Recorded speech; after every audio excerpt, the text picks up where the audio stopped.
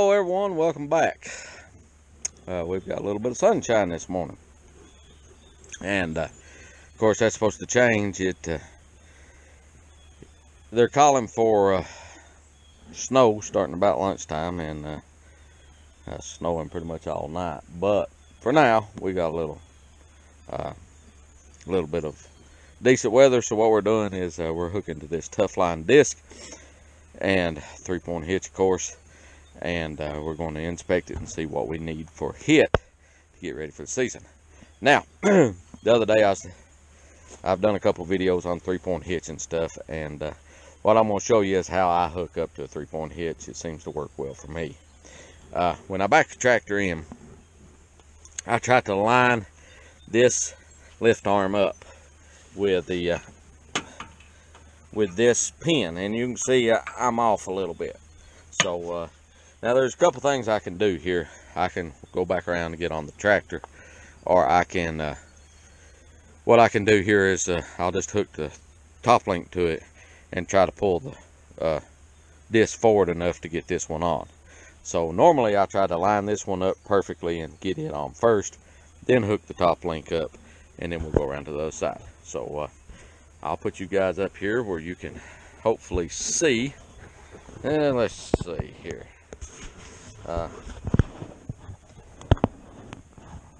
Let's see what we can do.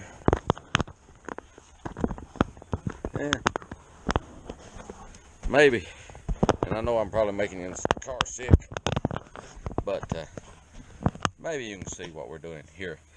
Now, so, well, let me show you this first.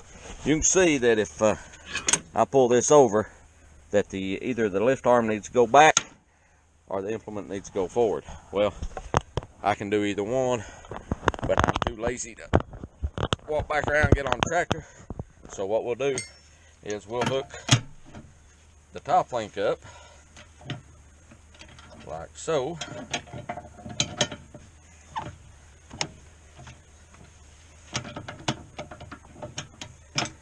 Okay, and now we're going to shorten this top link and pull the disc forward. That's the plan. Okay. Now you can see how that works.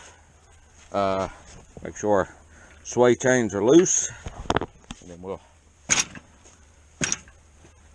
drive it home and pin this one. Okay, so we got that side hooked. We've got 2 of the 3 points of a 3-point hitch. Done a video the other day on the Oliver 1365, and I said that it was my favorite tractor. This is a close second. I love this little tractor. It's been a very good tractor. But okay, as you can see, we're nowhere near on this one. So what we're going to do, we're going to loosen our sway chain to make sure we got enough room to get over for our lynch pin. Okay, now it needs to come up, and I can pick it up a little bit, but not enough. So I'm going to adjust this lift arm, and we're getting close now. Now you can see that the disc needs to go back. So what we'll do is we'll turn the top link, and you can see the disc starting to go back.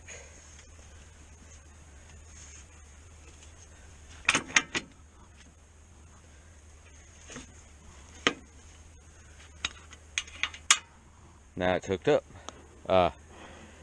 One thing, if you have the bars like on the New Holland over there, just make sure that they don't have to be tight, but they need to be secure enough to where the disc or your implement won't swing around and get in your rear tires. Some tractors they will, but what we're going to do now is just pick this thing up, get it up here out of the mud, and none of your equipment should ever be sitting down in the mud like this, but we've got we're just doing what we can right now. We've got some projects coming that we're going to talk about in some upcoming videos to help address some of these situations. But what we're going to do now is just pick the disc up, get up here and inspect it and show you what we're looking at on this thing for potential the maintenance that we need to do to it to avoid potential problems in the field when it comes tillage time. So hang on. Okay, we've got the disc picked up here, and there's a couple of things we got to be looking at that we've got to fix. Basically, the wearable pieces on this disc are, you got pillow block bearings here, and of course your disc blades themselves. Now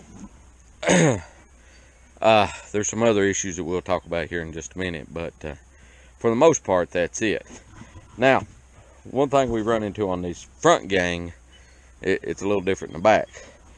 And one of the first things I noticed right off the bat, see how that's loose and that's loose? Well, this nut is run all the way down on the threads. What you got here is you got a nut, and then this axle is square, and the holes in these disc blades are square, and then you got spacers in between them. But the problem we've got is that it appears that this bearing is bad, and there's movement in it. So what's probably happened is bearings come apart, allowing that spacer to go in deeper, allowing slack there. So what we'll have to do is pull that bearing off and replace that one. We'll check the rest of them as we go through. But the big thing we got to do to this disc, there's a couple big things. These and I've got a bit of a cold, so just bear with me. But what we've got to do is we're going to replace these bolts. I broke this one last year and just stuck one in it. We're going to replace these bolts because what we're running into is they're loose, and then what that's doing is allowing these to rock excessively. Now, also, if you'll look right here, you can see quite a bit of movement here too. Okay, now it may be that we can just replace this bolt. What we'll do, we'll pull this bolt out. We may just be able to replace this bolt. It may be that the bolt's worn and causing the excess slack, or it may be that the hole itself is oblonged or worn out, where we have to pull the bolt, drill it out to a bigger size, put a bigger bolt in it. And if we do, we do. But we're going to replace all these bolts simply because they won't tighten up anymore. And we're going to scoot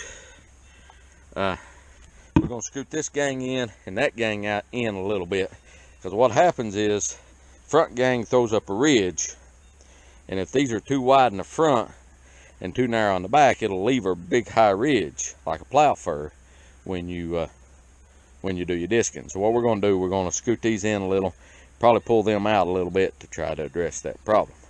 So looking at it right now, we know for sure we're going to need one bearing. We're going to need 2, 4, 6, 8, 10, 12, 14, 16 bolts. Probably go ahead and replace those bolts there. Now, we've also got some wire right in here, and we need a little bit of wire in there. Now, there's a couple ways we can address that. Probably the simplest way we're going to address it is we may heat this piece here up and take a sledgehammer and just kind of belly it down a little bit to take up some of the slack in there. And once we get that addressed, the slack issues here addressed, and slack issues here addressed, what that'll do is hold the cutters more vertical and make it do a little better job cutting.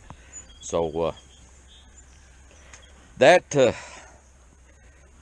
you can see back here, we don't have quite the movement. Of course, we do have some, and we'll probably check them bolts as well. You can see that one moving, and it may be we just need to tighten them up a little bit, close that gap up to pinch this a little tighter to cut down on that movement right there. Now we do need some movement in that. If it don't flex a little, then we go to breaking things, which we're pretty good at anyhow, so we want to avoid that. But so yeah, that's the good news about the disc maintenance is basically it needs a little work, but not a whole lot of money spent on it, which is good this time of year. It's what we like. But we're going to get to this in a day or two. We've got some other stuff we got to get to. But if you like what we're doing, please subscribe. Hit that little notification bell so you'll know when we put up a video. If you like the video, give it a thumbs up. If you have a comment or a question, please do so. And until next time, thanks for watching.